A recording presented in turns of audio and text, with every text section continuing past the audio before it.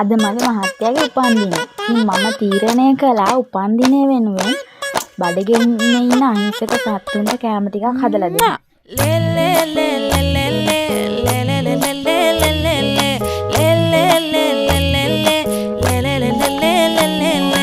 பாடி என் பொட்டல முட்டாயே சின்ன ரத்தின கொட்டாயே உன் குங்கும பொட்ட மேல வச்சாயே வாடா என் அம்புலி மச்சானே என்ன அம்புல தச்சானே என்ன கட்டி புடிச்சு